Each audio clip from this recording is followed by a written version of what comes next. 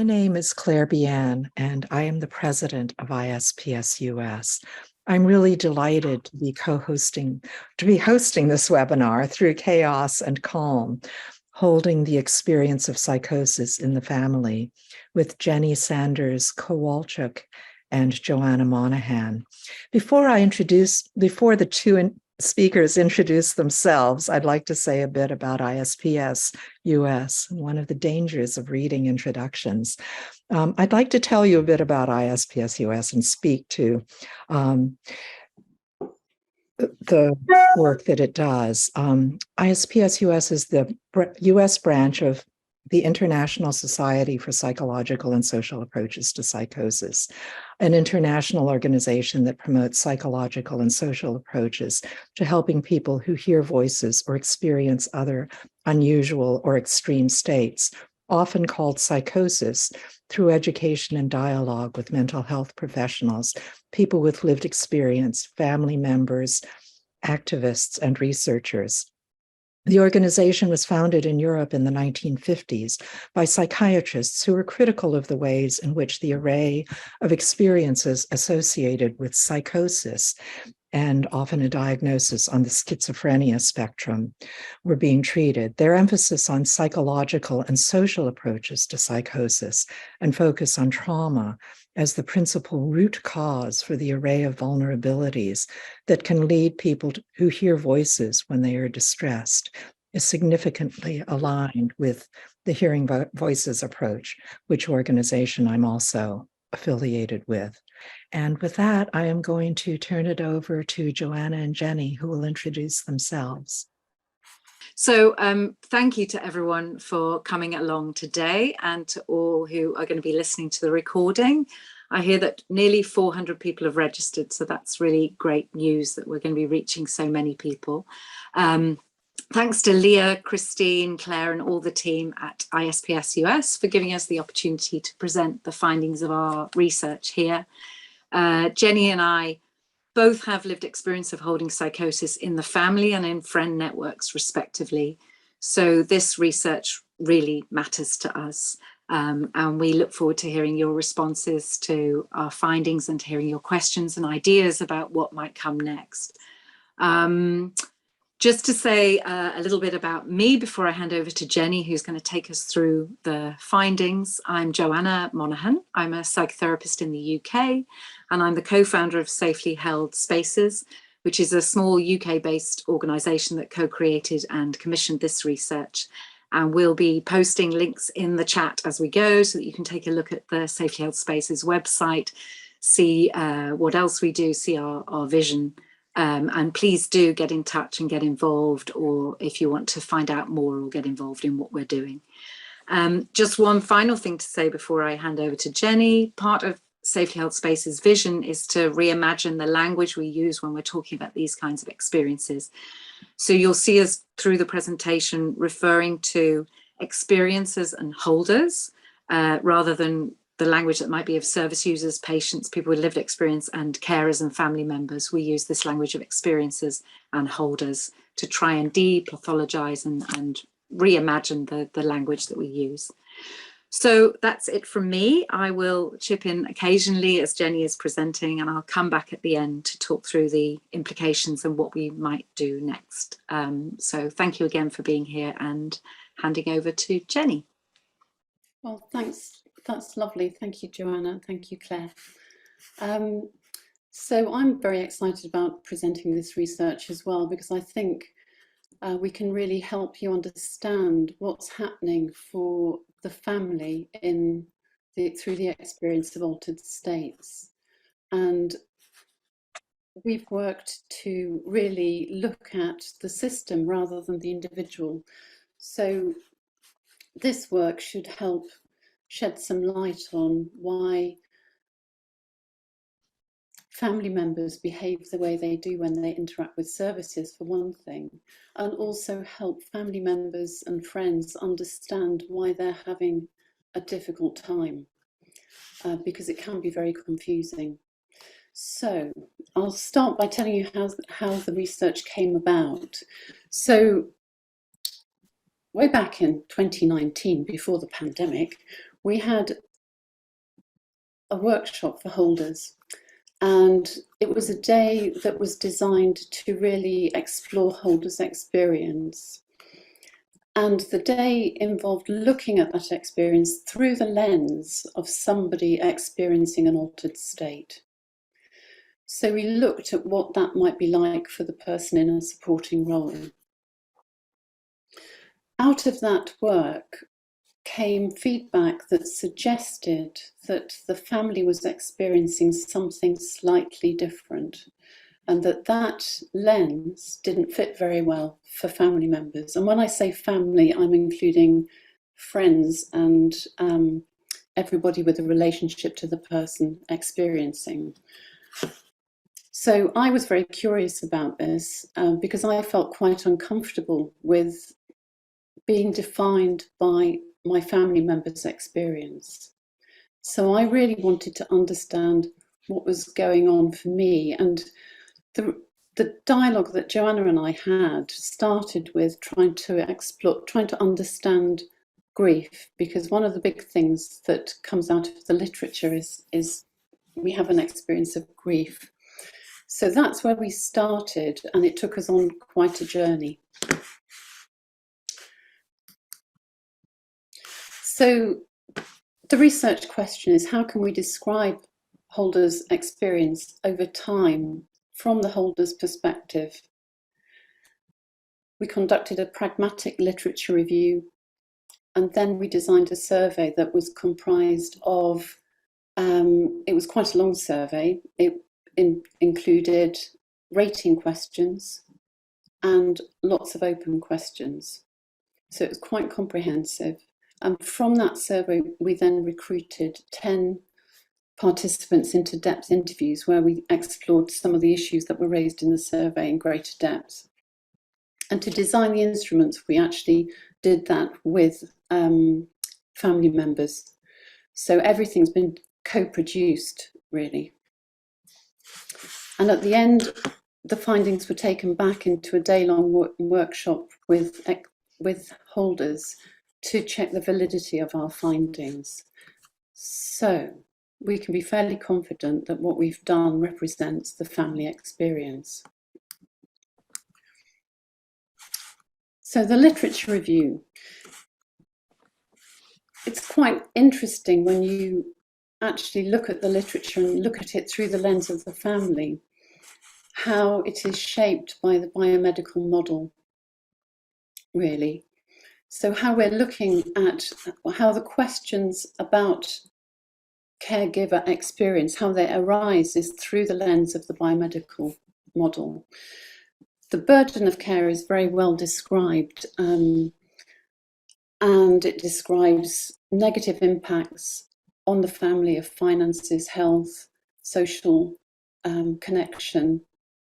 And there's also a substantial, a growing literature that looks at the emotional response to support and identifies grief and loss as key themes or key experiences that holders are having.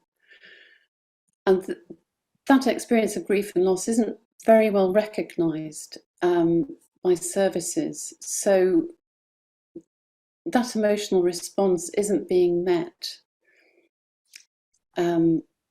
by statutory services. And following on from that, the other thing that becomes apparent is that there are also barriers to participation. So treating teams aren't very good at including family members, even though we have in the UK, we have very clear directives really that families should be involved, and that it is built into our law, policy and clinical practice. So those of us in the UK know that NICE guidance says that family must be included in treating decisions. And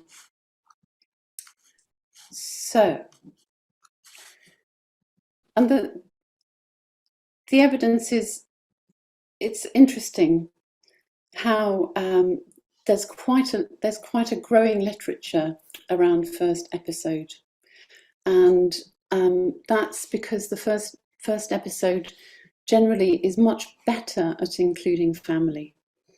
And there is evidence to suggest that once first episode treating teams finish working with a family, then the experience is not as good for families. And actually, when you look at the literature, you see this body of work coming out of first episode that's quite substantial, and then it drops off and it's replaced by the burden literature, which is quite depressing, really. So, I mean, the other thing that I would like to say about the literature is that the burden that is described is really an unnecessary burden. We shouldn't be carrying that burden. And if we had more social support in place, then the family's burden would be lessened. But there doesn't seem to be that critical analysis happening in the literature, and it could be because of who is asking the question. So when we looked at the literature as a whole, we did come to the conclusion that what we're looking at is really shaped by who is asking the question, why they're asking the question, and for what purpose. So that family and friends are often seen solely in relation to the person being treated, the patient, and the work of caring is seen as extending the work of the clinical team and taking it into the home. The roles of parents and siblings and friends are collapsed into this idea of the caregiver, which sounds, it sounds like we all know what it is, but actually we don't really know what it is. So the research is looking through the lens of how the family can aid a person's recovery. And what we wanted to know was, if we were to look at the family system as a whole, how would we go about finding well-being and balance again? What could we do to support the experience of families so that they also could find well-being? So there was a very lovely piece of work done about 30 years ago by an American social worker called Pat McGregor, and she had lived experience, and she found her experience to be quite baffling. And I've put this in here because not much has changed. So if we see what Pat McGregor had to say 30 years ago, it's pretty similar to what we found in our research. She said, "I know only that in all the therapy we participated in, and in all our communications with professionals who worked with our son, it was never suggested to us that our responses were an expression of normal parental grief, and that indeed we, as well as our son, had lost something very precious. The fact that the well-intentioned therapeutic interventions did so little for me only increased my sense of confusion and incompetence. In traditional medical settings is an underlying worldview that values family interactions and recognises that serious illness involves many kinds of loss. In the world of mental ill health, however, family relationships often seem to be viewed with deep suspicion at worst and uncertainty at best."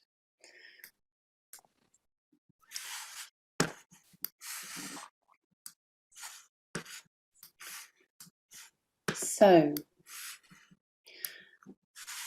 we had a very good response when we recruited into the survey. We had 61 responses in the end, but we had more women than men, so more parents and mothers than fathers.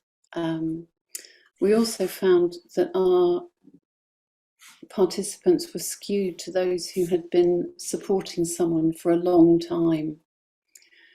And this may well be because we were unable to recruit directly through NHS networks, because as independent researchers we couldn't go through ethics And so we couldn't legitimately recruit through the health service.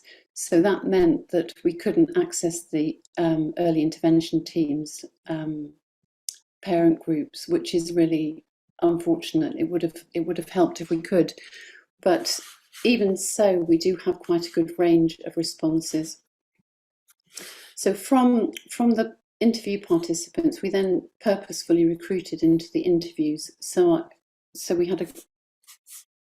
we tried to make sure that we had a good spread from early through to late, and men and women, and different family relationships.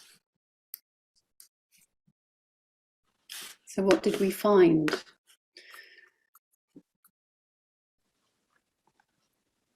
Well, we identified 3 main domains of experience, which we've called doing caregiving, which is the activities of delivering care, and then being, the emotional response to supporting someone. What's that actually like? What does it evoke in a person? And then we found that there was evidence of change and meaning making. Overall, the experience was difficult, and it was characterized by a lot of distress, shock, the fairly rapid erosion of trust in health services. People described hypervigilance, never being able to switch off, and grief, wanting to have the person back, as well as the well-known burden of care, which included everything from retiring early to moving house and everything in between, ill health, the lot. We also found evidence of growth and change. So it isn't an entirely negative experience. Our participants described significant changes over time in their experience of giving support to another person, in their relationships, not just in the family, but with friends and with their communities, and their view of the world changed as well. So what I'm going to do, we've got quite a lot of content, and I'm going to take you through the core themes, starting with crisis, the first crisis. And the first crisis was universally described by participants as, this is a technical term now, pretty diabolical. It was a very bad experience. And I think what happens with the initial crisis is it's a terrible struggle to understand what's happening. And then when it's also a terrible struggle to access help. And then when help finally arrives, it's a struggle to understand why that help doesn't seem to be terribly helpful. And our participants all described going into a state of shock. So they become frozen, they become confused, and they don't know what to do. And I've put lots of quotes in the presentation so that you have a really good sense of what people said in their own words. So I'll read them as we go. So one person said, "The beginning was the toughest. As I was trying to understand the territory and felt very lost and out of my depth and comfort zone, I felt frustrated, panicked about her, guilty that I had done something wrong, and frightened for her safety." And those themes really continue from the beginning throughout support. What makes a difference to people is having good information, because they find themselves in a very unfamiliar territory. Their understanding of health services, our understanding of health services, is generally very good when we have physical complaints. But when we meet mental health services, it's very different. We are dealing with legal matters, different ways of working, and a very different set of problems. And that is a very hard world to understand in a hurry when you're frightened about the person that you're supporting and doing your best to keep them safe and get them the help that they need. So, another person said, I just did not understand what was going on. I had no clue, absolutely no clue. And we just couldn't cope with the jargon, the maze of the mental health system. I had no idea what they were talking about. So it really is an alien territory and very difficult for people to negotiate.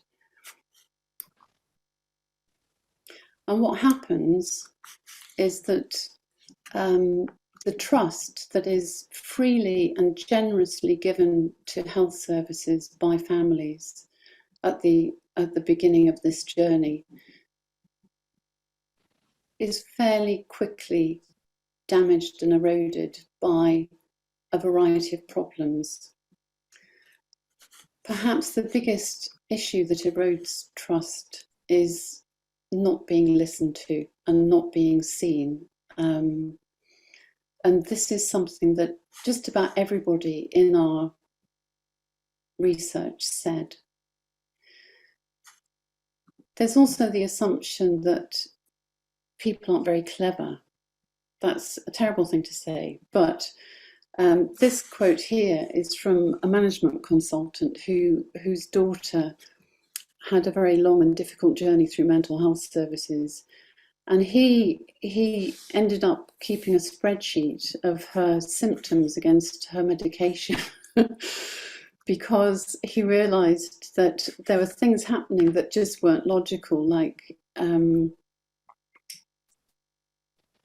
giving two medications at the same time. So it was hard to tell which one made a difference. And he said, I started to question it at that point. I did some reading, and you sort of believe what you're told to start with, but over time you become an expert. And he did become an expert. It was still a struggle. Another person said, gaining knowledge about how the psychiatric system operates helped me mostly. I alerted myself to look further into what they were doing and discovered many more people who were critical of the medical model in mental health services. Another person said they felt ignorant, and yeah, it doesn't count for much with the professionals who do not seem to learn what I've learned. So there's a kind of mismatch of understanding the so-called problem or the experience, and it's very difficult for people to be heard. So the next domain, the next set of findings that we have, and this is a big slide, there's a lot of information on it, and it's because holders do an awful lot. They do so much, you would be amazed. As one person said, our son is with us 24/7 and we have to organise everything for him. Laundry, cooking meals, tidying his room, making sure he does not forget his medical appointments, finding things for him to do, keeping him busy, buying him new clothes when needed, and trying to organise his social life. I worry about his future. So that encapsulates just the extent of the hard work of giving somebody support. Not everybody has that experience, but that's the sharp end of the wedge. But our participants described a range of activities that they were involved in. So I've put some of them down here. Nurse, which is really looking after the medication, helping people take their medication properly. Risk manager, or I could say police person, trying to maintain safety, being aware of potential harms, keeping a kind of radar going to scan the environment for potential risks and things that might trigger an episode. Housekeeper that we've just heard about, and therapist. So a lot of our participants described holding their own emotion back so that they could be more present for the person they were supporting, and being the person that was there for them, that would help them with their self-esteem and any worries and troubles that they were experiencing. There's also the job of just keeping the house together, keeping the show on the road and holding down a job. And research, finding out about alternatives, ways of approaching the issues that they're facing. Social worker, we've heard about looking after the social connections for somebody. And the big one is advocate. Now, advocacy is quite an onerous job. It involves a lot of time in supporting legal processes. So in the UK, a lot of people go through tribunals. Families can be involved in supporting tribunal work, writing letters, going to meetings, maintaining paperwork. It's a big job. I've got quite a lot to say about that, but I've got this terrible problem, which is my notes are on a different screen, so I have to toggle, and they're a different size as well. So just bear with me a moment.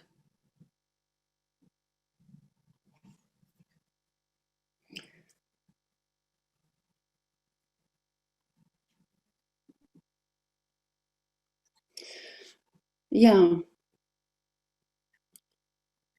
So respondents described feeling abandoned by services, ignored, misunderstood and sidelined. They said, I often feel abandoned by services and families are a hindrance to be managed. The considerable support offered by families was seen as a result of neglect by services, and as one observed, there are little support services, so all aspects of support fall on the caregiver. Among all the activities, advocating for the person carried an associated burden of communication, attendance and administration. Advocacy labours included managing relationships with the health service, raising issues with the healthcare team, complaining about poor treatment, advocating for changes in medication, identifying problems, and then finding themselves searching for solutions on behalf of their person. So there's a lot going on in this space, and it is something that has a shadow side. So you can see that I've put two different ovals here: priorities, limits, and how to respond. And at the other extreme, overdoing stress and being reactive.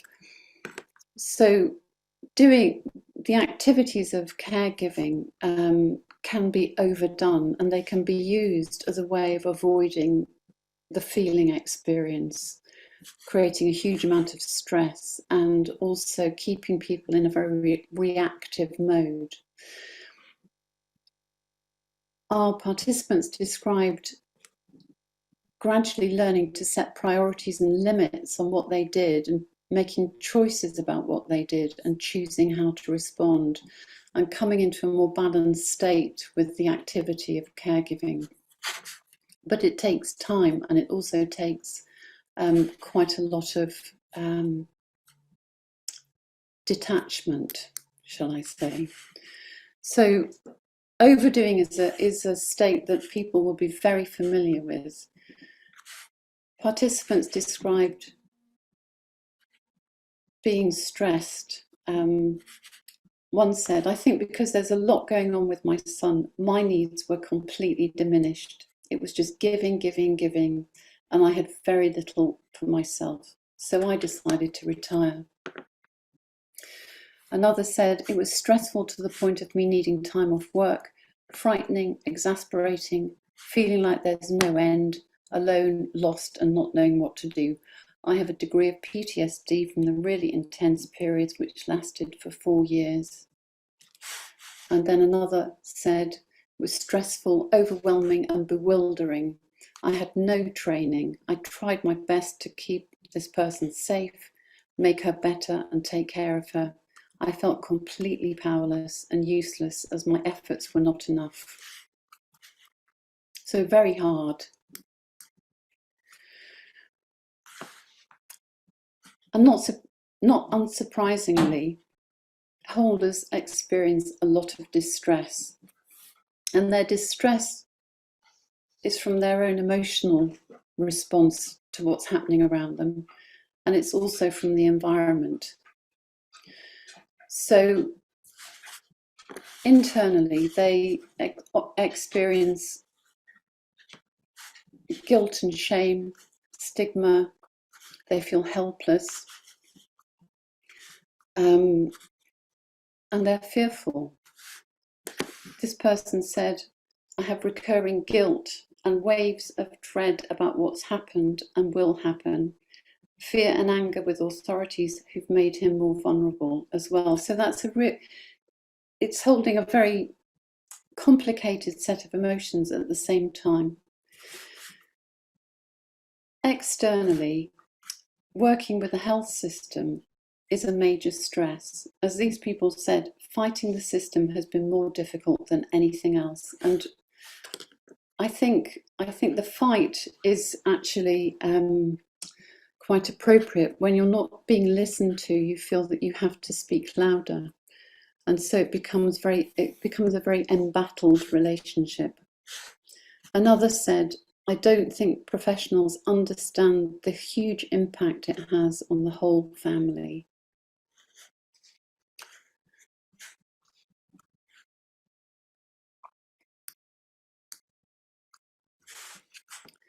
More voices.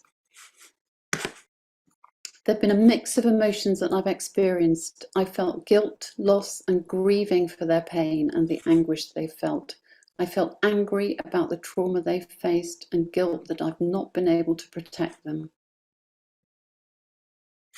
Another said, feeling to have failed my son, not recognising him, not understanding him, taking him to see a huge number of doctors, psychiatrists and psychologists.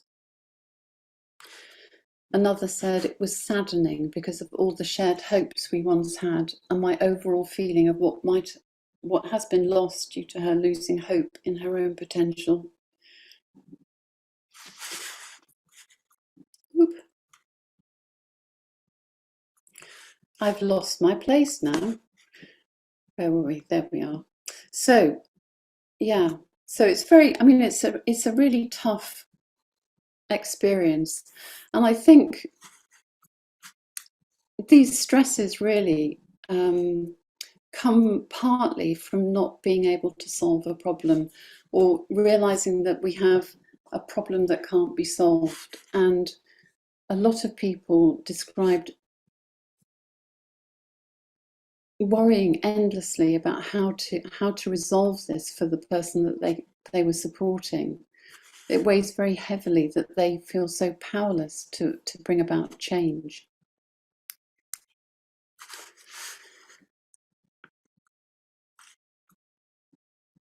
Eventually, with all of the activity and all of the stress of dealing with health services that don't necessarily see things the same way, people come back to themselves. They return to their self and ask, who am I? After all of this has been going on, there is a sense that they've lost themselves in all of the activity. And they start questioning what they're doing, what their values and priorities are, and how they're going to live their life.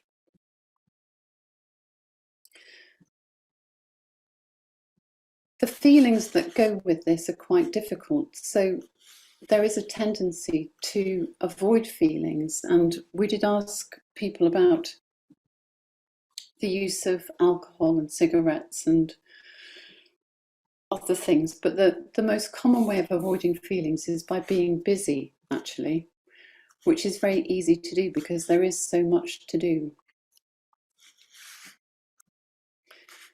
So feeling your feelings it's tough. As one person said, I need to try and focus on looking at my own feelings and managing my state. So if something's required of me, I'll have more energy for it. And so really doing a lot of processing around my own grief and my own loss. Now I know Joanna wanted to say something about this slide because it does look like there is a call out with blame in it, but we're talking here about the family system. And do you want to say something, Joanna? And how this is, oh, you're muted. Sorry, I shall unmute. Yeah, I mean, I think, what you're pointing to here, Jenny, is what happens to the individuals within the family system, that eventually there's a point reached where people reach a limit and they understand, okay, I have to come back to myself, my own feelings, my role in the family, that it's not anyone's fault, it's not anyone else's fault, but we all have to come back to ourselves in the family and see our own roles. And I guess what I wanted to say was, that doesn't mean that we, where it says acceptance, I can only change myself. That's true within the family system. That seems to be what the research was telling us. But that doesn't mean that people give up on trying to change things externally in the mental health system, where they start, they see things that are obviously not helpful and in some cases harmful. So just to make that clarification, that this slide is really talking about, I can only change myself within the family system, but actually I might still be seeking to change things in the external mental health system. So just to clarify that. Thank you. Yeah, so coming back to the self brings us to a point of acceptance, really. And it's from this place of acceptance of circumstances and what's going on in your life and what you can and cannot do that helps bring some peace to the process. There comes a point, I suppose, going back one, with returning to the self. It also is a process of detaching from the other person, so that instead of feeling highly responsible for everything that happens, you come back to yourself and start taking responsibility for what you actually do have control over, and leaving the other person to make the choices and take actions in their own life. As one person said, I'm trying to keep it as hands-off as possible, in that I believe he has his own journey, and I feel by doing too much, I'm not allowing him the dignity of, if you like, succeeding or failing. Not that it's a success or failure, but I hope you understand what I mean. So stepping back allows the person to meet their own edges and to find out what's possible for them. So there's a gentle process of separation that comes with time. Some of these experiences, of course, are very difficult. As this person said, you have to face some very hard possibilities, including death. And I think many people here, if they are supporting family members, will have had to look death in the eye at various times, because some fairly frightening things happen. This person said, I think we were close to losing her, and I had to face the possibility of her death. And that took a lot of time. I had to really face that and look it in the eye, and I did.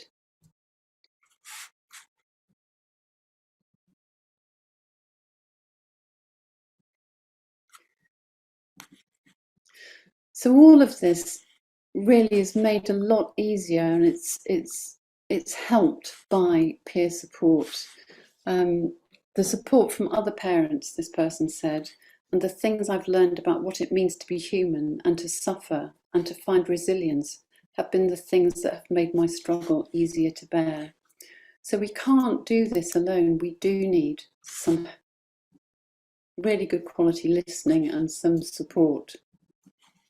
And when we have it, we can start to make sense of the whole experience. And what I think happens is that we learn to tread a path between joy and pain, and fear and safety.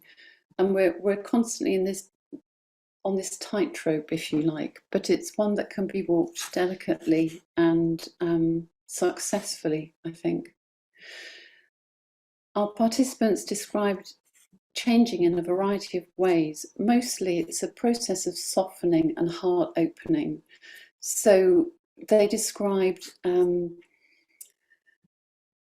starting their journey of giving support as being quite judgmental or self-righteous, and then when I asked them how they felt they changed, or looking back if they noticed anything was different, they'd say, well, I feel much more humble. I don't feel that I know the answers. I don't judge people as much. I'm much kinder. I'm more compassionate.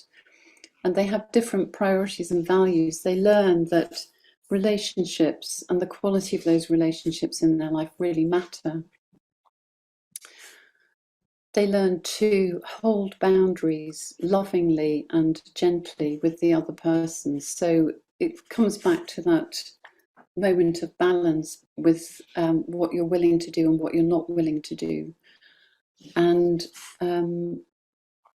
greater self-knowledge through addressing your own issues and looking at your own emotional response, really.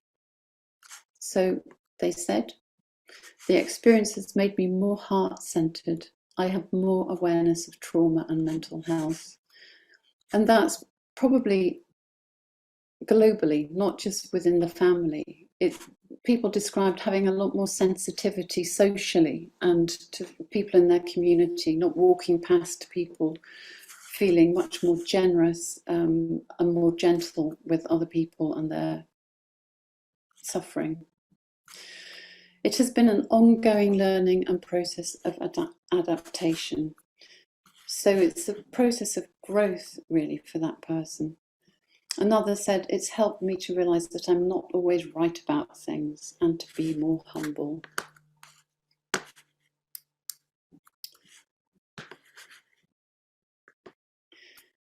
So, more voices. I understand people's actions in a more mature way. I realise I made a lot of judgments about people's behaviour. I was not really compassionate in my outlook before.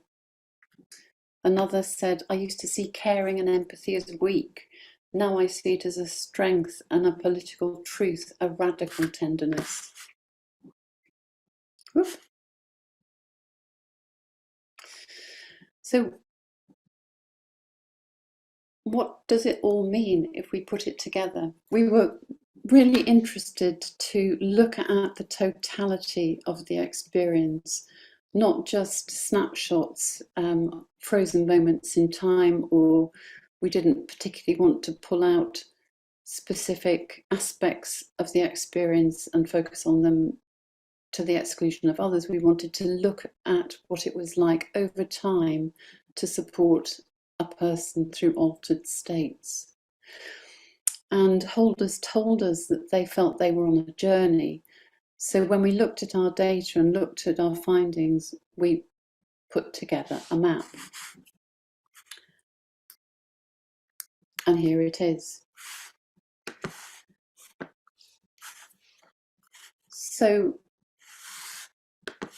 the initiation really is through the first crisis, and I pull that out separately because it is so distinctive, and it's such a particular experience for people. We have three main domains, which are what I've been talking to in the data: the doing, the activity of support, which is looking out onto the needs of the other person, and then focusing back in at the self and experiencing the inner world and the emotional world, and then finding balance between the two. And there's a lot in this. There's a lot in this slide. Joanna, you can help me with this if you like, because it looks quite simple, but there's a lot going on.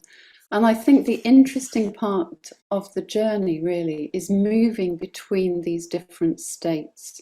How do we move between doing and feeling? And I think what we found in the data is there has to be a sense of safety, and that safety comes from an internal exploration of your own resources and resilience and understanding of who you are in the world. And it can also come from having support from other family members, peer group, friends, and feeling that you're held safely so that you can actually have the time and the space and the opportunity to really decompress and explore your feelings, because you can't do it when you're in a reactive, stressed out mode. And when you do that, you can then move into a more balanced state where you can legitimately say, this is me, and this is you, and this is what I can do, and this is what I can't do. And there's some sense of separation, and it's a growth process, which is hard won, really. The way we've set this out, it looks relatively linear, but it is not at all linear. We're not suggesting for one moment that there is a particular way of having this experience. People meet the experience in a multitude of different ways. There are many ways through the experience. These are commonalities that we think everybody experiences, or commonalities that will help you read the terrain. And what's important is the movement in the system. So when you get very locked into one area, you could perhaps get very depressed with experiencing a very dark inner world and feeling very hopeless, and then things don't move. What's important is to have this sense of dynamism in the system that takes you through things repeatedly, so that you get a more expanded view of what's happening with you and the other person, so that you can develop a greater sense of presence and more compassion to meet their experience and give them the support that they need or want or ask for. Is there anything you'd like to say, Joanna, about the journey? No, I think you've got it, Jenny. And maybe the only thing I would add is that we've, that what you said is that there are crucial things that are needed to keep that movement going. So moving from from that first crisis is about having knowledge, having access to a wide range of information that helps you to move. And the movement from the doing to being is about, like you said, having that support to feel. And the movement from sort of being to growing is about having kind of practices that allow you to gain insight into different perspectives or broader perspectives. And I think at any point, if it feels too overwhelming or too much, or you lose contact with other people, or you lose information, or you lose space for yourself, that's these resisting arrows, is that you find yourself maybe back in a lot of reactivity and overwhelm. So like you said, that the important thing is to keep open those supportive factors that allow the movement to keep moving. And I guess the other thing maybe to say is that, okay, there's this first moment of crisis, which is crucial, frozen, that's the shock of that. But we've put this potential crisis behind all of this movement, because I think that's what came out from the research and from talking to family members and friends, is that this potential crisis hovers always in the background. That creates a level of alertness in the family system, in the nervous system, that is constantly present, and that is exhausting for everybody. And I think, the level of stress that is constant and chronic is something that really came out very strongly in the research, and I think is just not understood. It's understood very well by the people here listening who know this experience, but is not understood so well by those who are outside and looking at families, or whether they're taking notice of families at all. So that would be the other bit I would add to that. And just I want to say, Jenny, some people are saying they love this slide, so that's it. Oh, well, that's nice to know. I mean, the only other thing that I would add about it is that there's no end state. there's nothing to be achieved. There's nowhere to go. It's entirely process and it's ongoing. So there's a deepening of the experience and an expanding of awareness, really, and presence that's possible. Yeah, and obviously it's our interpretation of what we've heard. So to hear people's feedback on how this resonates for them or what doesn't resonate, what's missing, is very important for us. We're really looking forward to hearing that as well. So I think the next slide goes into implications, and I'm going to hand over to Joanna, who can talk to this. Great, thank you, Jenny. I might have to ask you to press the button to the next slide. The button. Thank you. Okay. Brilliant. So I'll try to keep this short because I think there are some questions people want to ask. So you can just press the next button, Jenny, to the next slide. That'd be great. So the first sort of implication is, well, as always, when you do a piece of research, there's many more things that one could do. There are many more things we're interested in understanding. And, you know, Jenny described that the, you know, the way we recruited the participants in this research means that, you know, they were self-selecting and we didn't have so much control over who came in. So there are people missing that we'd really like to hear from. Fathers, siblings. We had fathers in there, we had siblings, and then we had partners in there, and we had adult children caring for parents and friends in there, but very few. And so we'd really like to hear from their experience. And we haven't, I think there was out of that group, the largest subgroup that was maybe in there were siblings.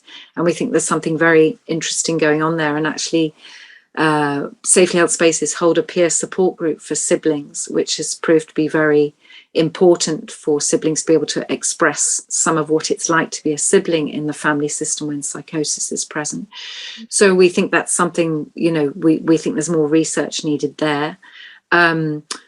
Also that the participants in the research were mostly white, and they were mostly white women. So obviously that's a huge gap in terms of a sort of a diversity of responses from different communities. So that's something that we'd really like to investigate more. As Jenny said, we had a lot more people who were further down the line, more years into supporting someone. So it would be good to understand more those who are beginning their journey. And of course, those people who have given up the supporting role or are no longer engaged. You know, we reach people through networks where people are engaged, still talking about this and trying to engage with each other and with the system. And so there are maybe people who literally the burnout was too much and they actually exited. So we don't really know their experience. So, you know, there's more to be heard from there. And we are interested to understand whether maybe there are other holders. There are health professional holders. What is their experience? Does this resonate with them, this idea of doing, being, growing? How does that feature in their experience? So we thought that would also be maybe an interesting area. So it'd be good to hear what your thoughts are on that. Next slide, please, Jenny. Unless you have anything to add. I have one thing to add. Yes. Which is those who gave up the supporting role. That would also include people who have supported somebody who have recovered and no longer need support. So that's something that we haven't captured really. Yeah. Okay, next. Yeah.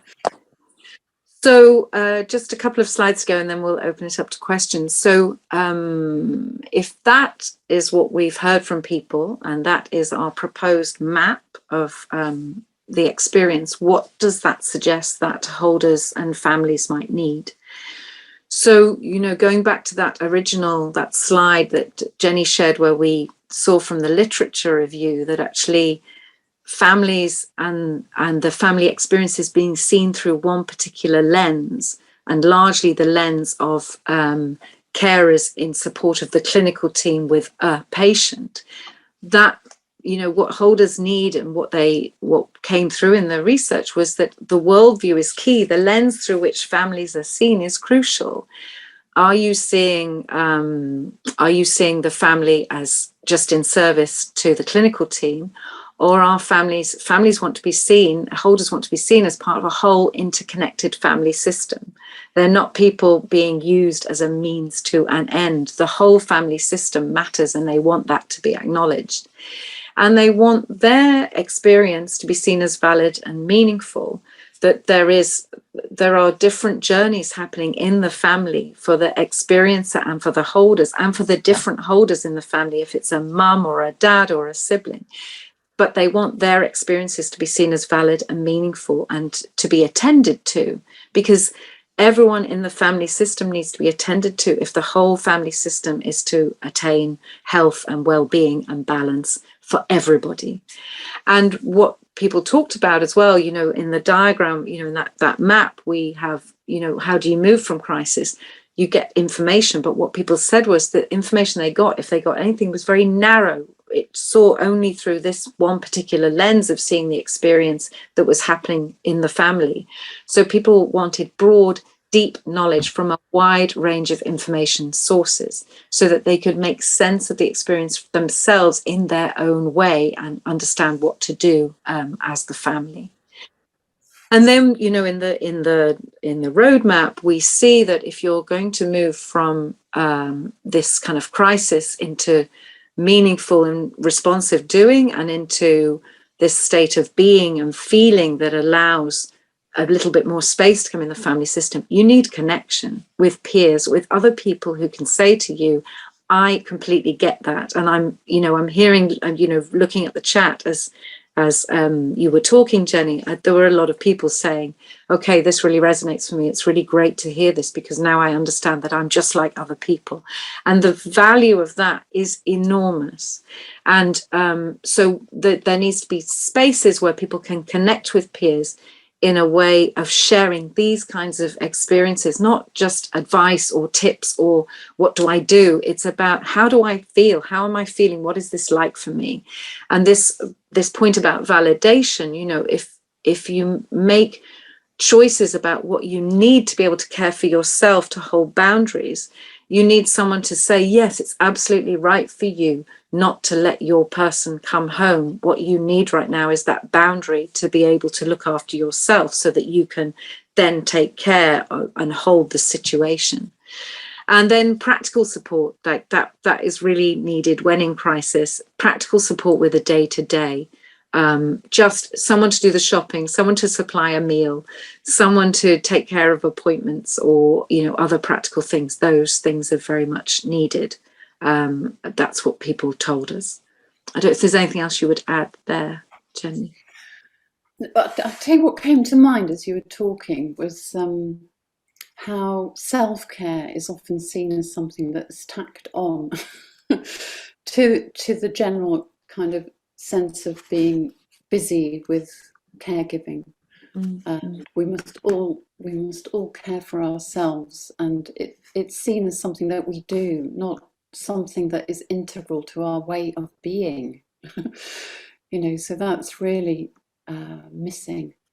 Yeah, great. Yeah, that makes sense. Thank you.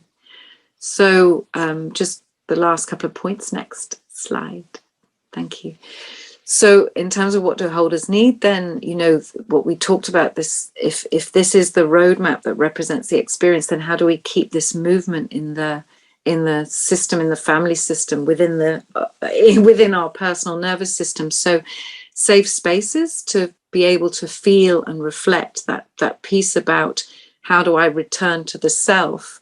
I need to allow my feelings, but on my own, that's quite impossible. That can feel very impossible. Not enough support, not enough holding. I have to tightly hold on to everything and keep doing.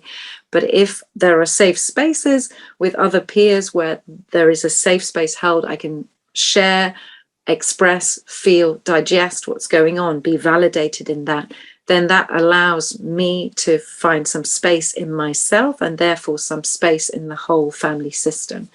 And that is something that we offer, these safe spaces at safely held spaces. And then, other practices and therapeutic support to make sense of what's going on, to gain some insights and perspectives. This also comes from information, but also from kind of personal work. And that maybe is what people described allowed them. Sometimes that was spiritual work or mindfulness work or kind of further reading that was allowing people to move through this, continue to move from this sort of doing to being to growing to being, being able to move through that. And the other thing that people said was the support, all of these forms of support need to be timely. We need them to be there right at the start and right the way through, and they need to be appropriate to what we're going through. And it needs to be at the right time from the right sources. And I think, what's clear is that we have to understand who needs to provide this support. There's a lot coming from peers, but, there are other people, there's the family, there's broader networks.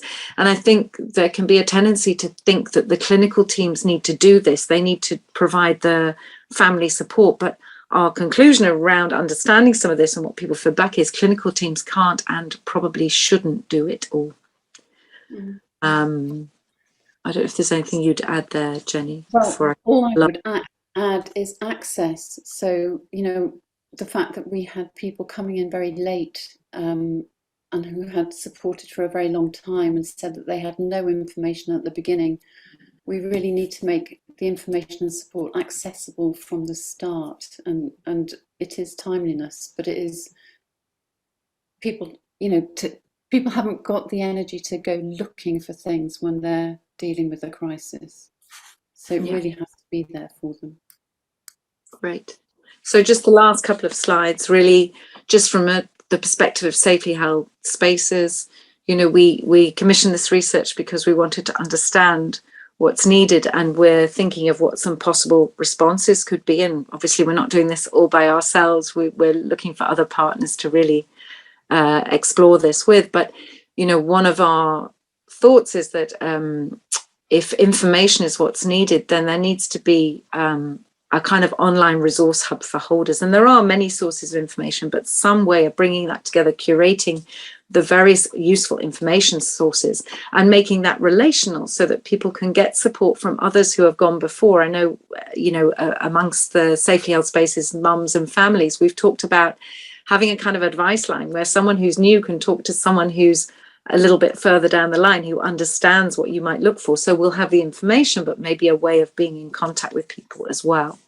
And for that to be a wide range of ways of seeing these experiences, because I think what often happens is you might get one piece of information, but it's only one way of seeing it. And people need to see that there are many ways to see this, and you can make your choices about what works for you.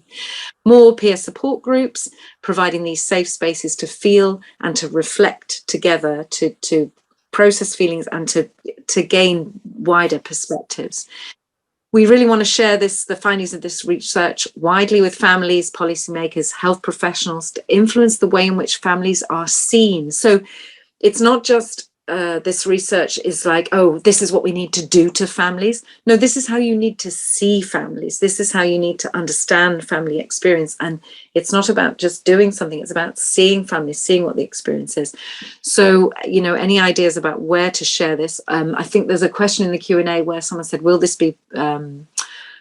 research be published? Yes, we're just finishing the papers, and the idea is that for them to be published in a peer-reviewed journal, but with open access. So we will make sure that that is available as soon as that is available, which might be a few more months yet, the kind of process of publishing, but it will be published for sure. And we are very keen to take these findings as widely as we can.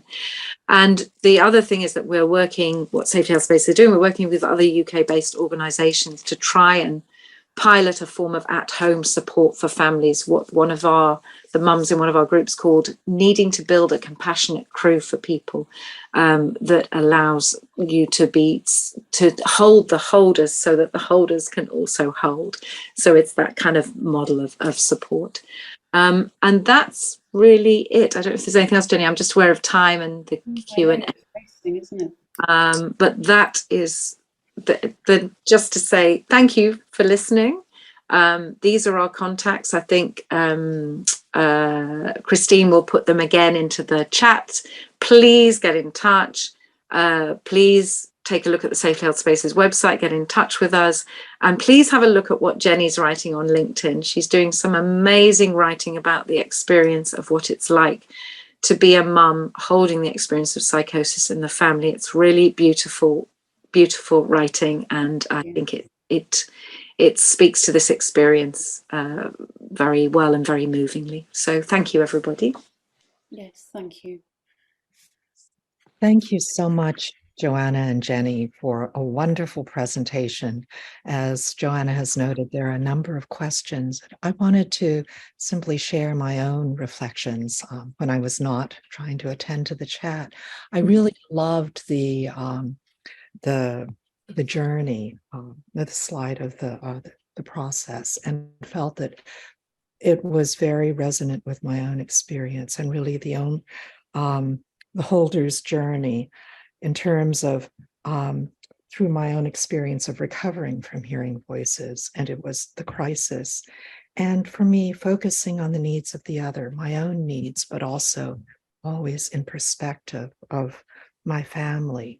And so framing that so that my needs weren't first and foremost. And I believe that has been a part of my success, focusing on my own inner world. And for many voice hearers, the feeling is that our own foci, our personal foci, are not respected, are not seen, and when there is just no possibility for achieving common ground with family members, with those who are closest to us, it can be really challenging. And also the question of balance, and also the other slide that I really loved was, who am I? And looking at what our values are, who we are, and realizing that sometimes we can't go back to who we are, and the willingness to let go of that and become perhaps the person we always secretly wanted to be, but also perhaps becoming a different person because it is no longer possible.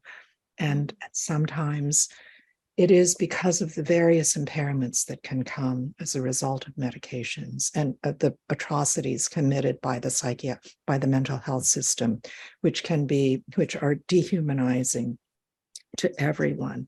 And it is, I know a lot of family members, and it's heartbreaking to see what they struggle with. And I've always felt it's so much better for me to be the person with lived experience, because at least I knew what was going on and the degree to which I was lost.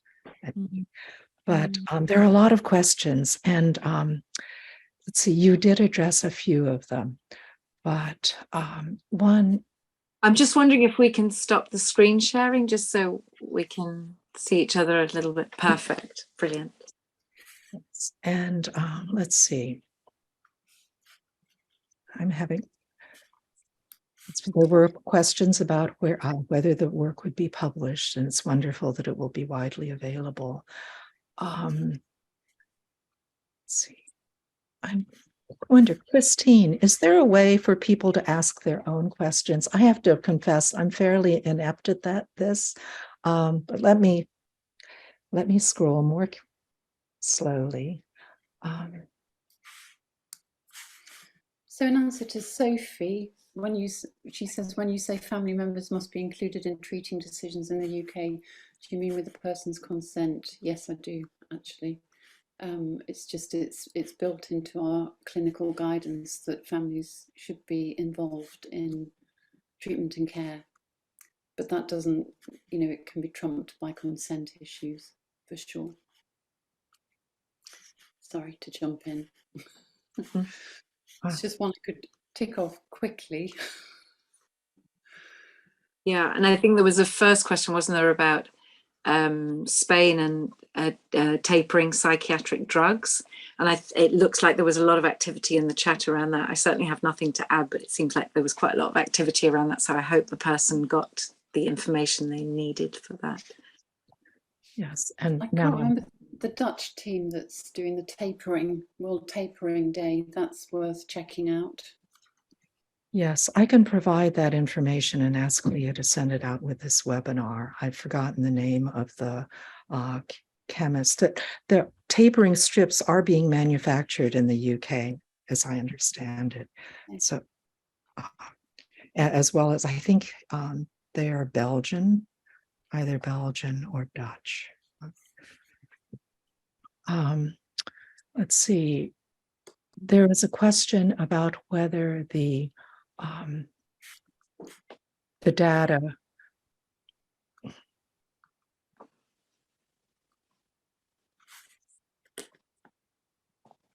my child refuses, Nancy Scannell asks, my child refuses care after having a terrible experience in a psychiatric institution and chooses to be homeless.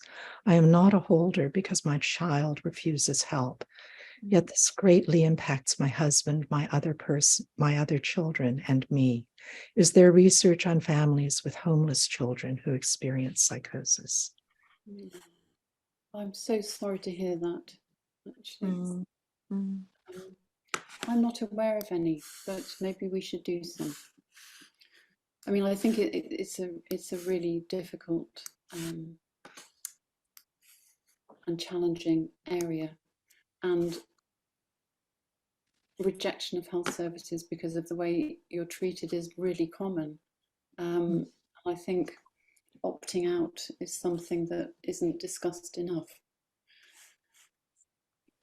and it puts an incredible burden on the family. Not burden, but it's deeply challenging and very upsetting. So I'm not aware of any research. Are you, Joanna? I don't think I'm not, and I think you might have come across it when you did the literature review if there had been. So, but I think it's a very important area, and I think it's kind of those comes in that category of we do need more research where people are not they're no longer visible because but there's still a holding experience, like you said, I think you said, Nancy, I'm not a holder, but there's still a holding experience. That family, although separated, is still, there's still a network of connection, and there's still something being held. So I think it's an important area, I think, to add to what we said about where there needs to be more research. Yeah, and also I would say that one of the hard things about it is that people aren't visible when it happens in families. When that happens, there's no way of connecting with other families who are experiencing the same thing. And you mentioned my writing on LinkedIn. One of the things that I've recently written about is my runaway. So my adult child takes off and legs it.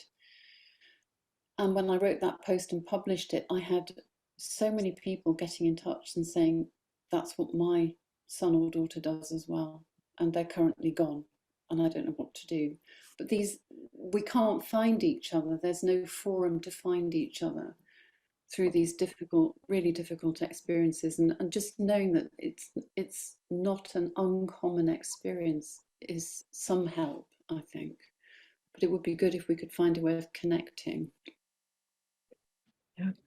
This is clearly something that ISPS-US needs to offer, non-medical family supports, as well as, and we're talking about it, as well as for voice hearers. And an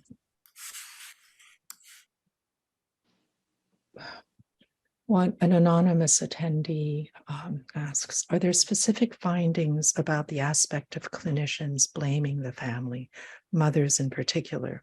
This is very painful and ongoing. You want to speak to that, Jenny? I haven't dug into that really. There is the literature on high expressed emotion, which generally pathologizes the family for having an emotional response to some very distressing circumstances. Other than that, I don't know what more I could add to it. I think mothers, you're damned if you do and you're damned if you don't, and standing up and being visible is very hard. My own experience of working with health services is feeling quite remorseful about challenging the system. It's extremely uncomfortable and you feel very visible. It isn't a good place to be, and dissent is not acceptable, really. So it's tough. I don't think there's anything specifically done about it. research-wise, but I'll certainly have a look. One of your recommendations was that there need to be more peer support groups. Do you have connections with organizations that can offer these? I mean, that's what Safely Held Spaces is doing. And we've actually, I think there was mention in the chat, and I know the author is on the call, Tanya Frank, her book Zigzag Boy. And when there was an article published about it recently, we got a whole flood of more requests for peer support groups in the UK, for largely from mums. So a lot of mums again, but not exclusively. So we are currently setting up some more of these small peer support groups that are really about what we describe, that experience of safe spaces to feel and reflect. It's not, you know, there might be some advice shared, but it's really about being able to hear, feel, and validate each other in the way that, you know, we have shared with the research what the experiences are. So that's something that Safely Held Spaces does. We're hoping to have more. We're hoping to encourage other people to have more. That's part of the part of what we hope comes out of this research, is people understand the kinds of support that's needed, that is beyond what people have maybe have thought what was needed before. So that, you know, these kind of small safe spaces on an ongoing basis where peers can come together and share are very important.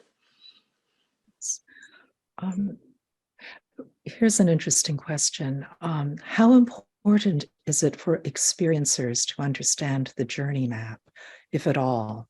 Is there research about this? And I mean, are there any experiences listening who'd like to comment on that? Does it resonate with you? Is it meaningful? Is it helpful at all? I don't know. I think, I mean, you found it you found it helpful in that sort of way, Claire. That was something you expressed. So yes,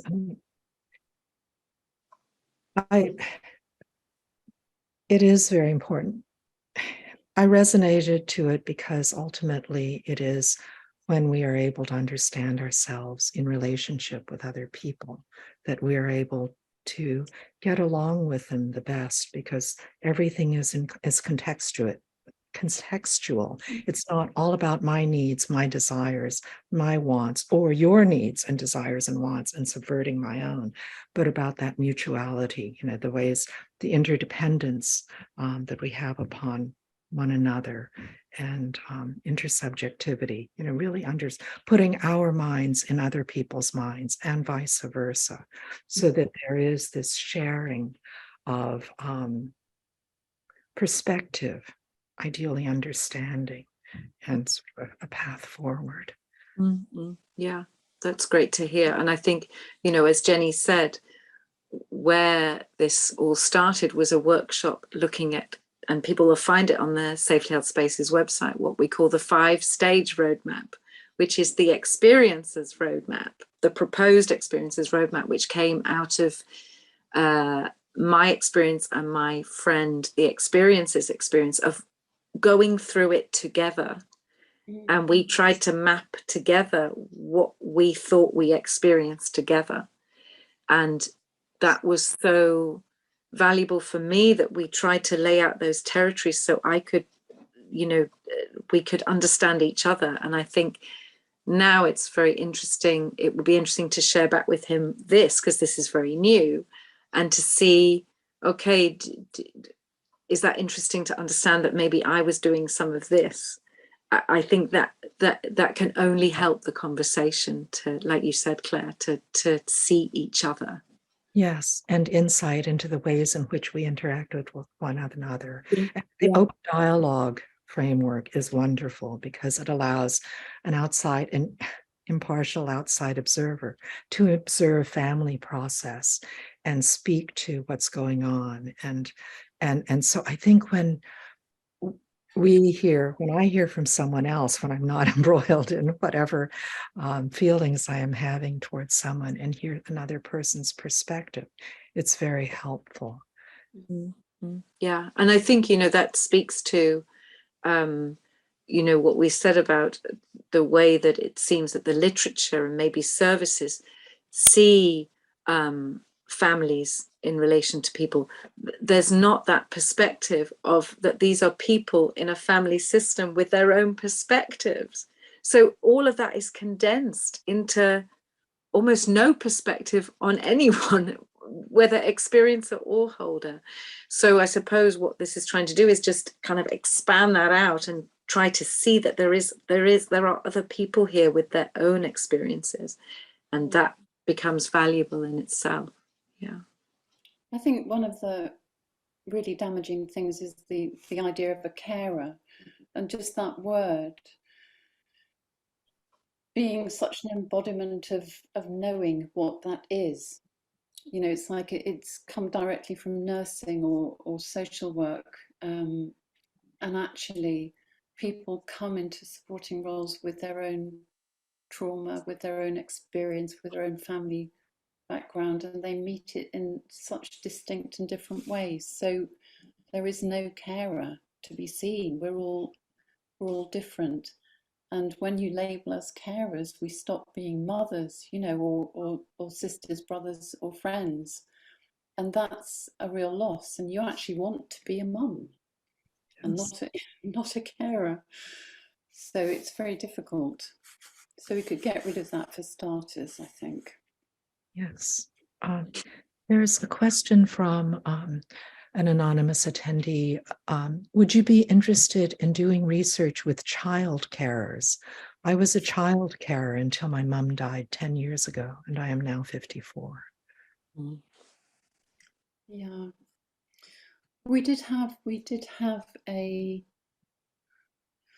I think, I don't know the numbers, but we had a couple of adult child carers in the research, and their experience was very different to everyone else, really, because they were parenting their parents. And also, like the person who put that point to us, they had to experience their parents' death as well, and they died. One participant's mother died in a psychiatric hospital, which was deeply traumatic. So I think it's definitely something that would benefit from being explored, so that better help and better support can be given to kids who care for their parents, because it's very topsy-turvy and very difficult. Thank you. And there's a question. Has anyone been offered family therapy in the UK? Oh, anyone in the research, or that's an experience? Well, the question is simply offered in the UK, and it is family therapy widely available? Not widely available. It does exist. It's a little bit of a postcode lottery, I think, and even within trusts where family therapists are available, I think it's a bit of a lottery if you get offered the therapy. That's my understanding of it. It's not widely available. But I guess, of course, the hope in the UK is that this ongoing open dialogue trial that's happening, which does respect the family and the family network as part of the whole way of responding to the experience of psychosis, that produces its results or shares its results next year, and that will show that it has been very helpful, and that hopefully that will be more widely rolled out. So that's kind of the hope around support for the family. But let's see. And I mean I would say alongside that, I still think there's going to be, as our roadmap shows, there's still going to be a need for individual support. That the value of mum being able to come together, or siblings being able to come together and talk about what matters, is also still important. So yeah. Thank you. Let's see. Iris writes, I've been made to feel guilty by professionals when I needed a few weeks to gather strengths from visiting my daughter in hospital, to the extent that having been visiting whenever possible has been erased for the public perception in a tribunal. And I think this is a testimony. Striking.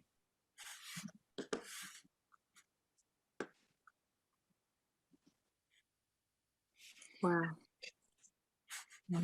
And Penny shared that I would like to join. Penny would like to join anything, a support group about runaway experiencers. She lost her son to the streets for 3 years initially, and says that he's home now. So.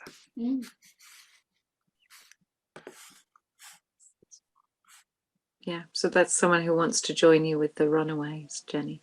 Yeah, I don't know the group, but it may be worth connecting people. You know, I'm happy to do that.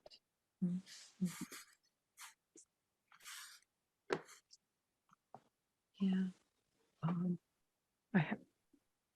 Anne Rosenfeld writes that typically NAMI is recommended for family support by the USA psychiatric community. That is true nationally, and the organization was detrimental to her own learning and understanding, and probably most people's as well. How can we get the pros to stop recommending NAMI? And I understand fully. I became an advocate through NAMI, and then I switched to the Hearing Voices Network. But it's there is so little else, and because of the hold of pharma, it's on all systems, especially in the US and elsewhere. It's really challenging. Some NAMI affiliates, state affiliates, are rather progressive. Connecticut is pretty good, but it really depends upon where in the country you live and who is running the organization. Well, maybe we could take some of this research to NAMI. That would be fantastic. Be good. So if anyone knows that we can do that, that would be great. Very happy to take this wherever it's needed, and to have whatever conversations would be important to have. So, and ISPS-US has an advocacy committee, and we have members who are of both ISPS-US and NAMI Connecticut, who are very, very activist. And I think we can get you, and maybe we can get to Connecticut and then nationally, which would be fantastic. And Connecticut has severed its ties with pharma, but that's not true nationally. So Connecticut is good, reasonable. great. But I have to say, you know, I understand the concerns about NAMI, but there is also good work being done within NAMI. I think New York City's chapter affiliate is very progressive, and I am speaking. I'm not speaking to your webinar and your research, but you know, these are really important concerns. Let's see. I'm just seeing, Claire, I'm just seeing a question at the end from Sophie L. Has any of your research reflected the experience of parents who are trying to support a pure rights movement? That is to say, advocating for their children not to be hospitalized, etc., against their will? Well,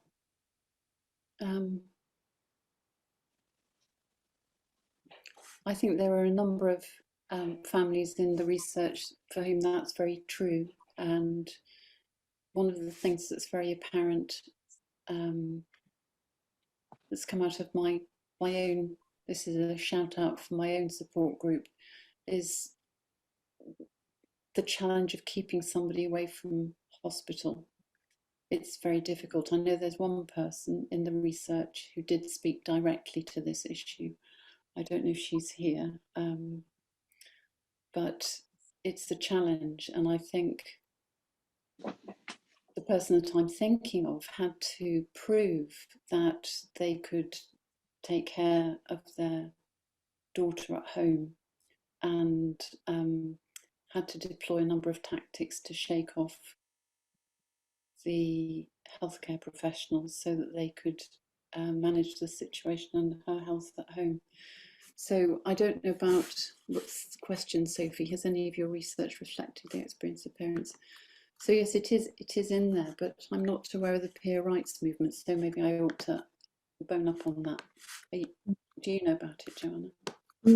Well, I suppose I don't know it as a thing, but I suppose what I know is that there are definitely parents as peers trying to advocate for alternatives to hospitalisation. I know that Jen Killian is on the call with the Movement for Soteria, and for alternatives to hospitalisation. So that is a peer rights movement, if you like, because it's a collection of peers who are holders and peers who are experiencers who are advocating together for something different to what we currently have.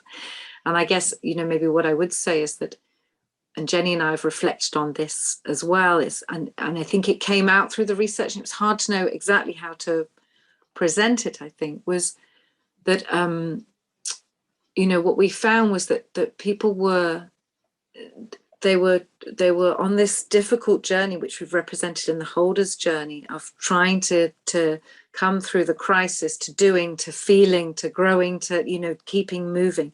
But they were also, like we said, fighting this battle with services and for alternatives with other peers or on their own. And I think,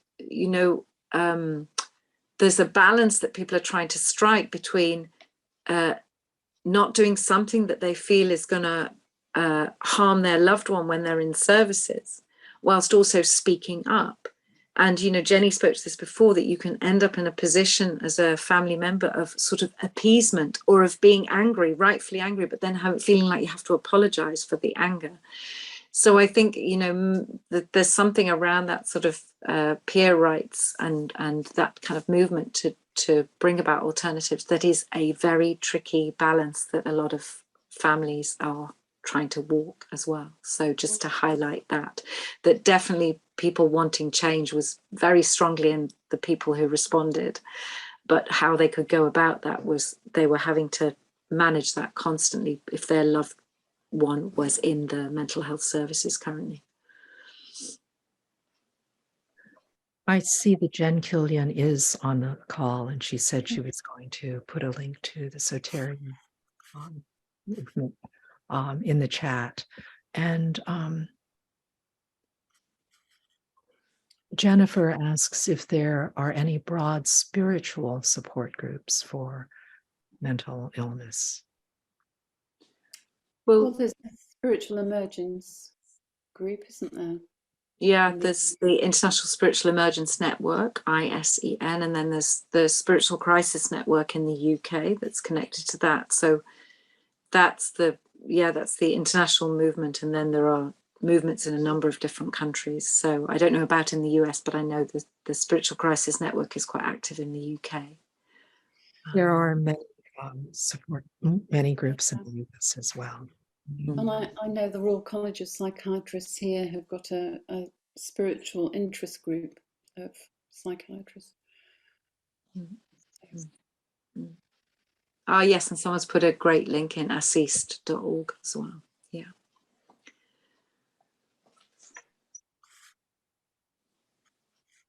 Claire, I'm wondering about time. I know there's lots of questions. We're happy to stay, but I'm just wondering about the time. Are we okay?